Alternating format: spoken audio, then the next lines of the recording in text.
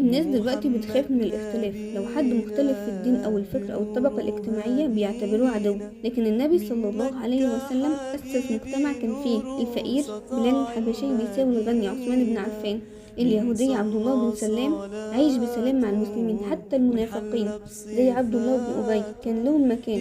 ازاي؟ لأن الرسول صلى الله عليه وسلم فهم إن الاختلاف مش عيب، العيب إنك ما تتعاملش معاه بذكاء. 3 قواعد ذهبية بنى عليه النبي صلى الله عليه وسلم مجتمعه. أول حاجة، الاختلاف مش غلط، الغلط إنك ترفضه. ربنا قال: ولو شاء ربك لجعل الناس أمة واحدة ولا يزالون مختلفين.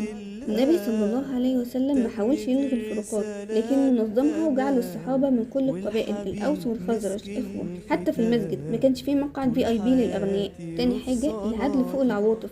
لما سرقت امرأة من بني مخزوم، قبيلة كبيرة، الصحابة حاولوا يشفعوا ليها. النبي صلى الله عليه وسلم غضب وقال: لو أن فاطمة بنت محمد سرقت لقطعت يديها. لأن المجتمع القوي مبني على العدل مش على الواسطة. ثالث حاجة، الحوار بدل القمع. مع اليهود وقع وثيقة المدينة إن تضمن حقوقهم. مع المنافقين تعامل معهم بالحكمة مش بالعنف، عشان ما يقولوش محمد بيقتل المعارضين. حتى في الرأي في غزوة الأحزاب أخذ برأي سلمان الفارسي بحفر الخندق، وده بيعلمنا الاختلاف مش معناه عداوة.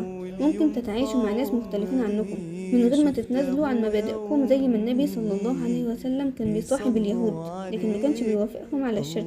العدل هو اللي يخلق الثقة. لو الحاكم عادل حتى مع أعدائه الناس هتحترمه.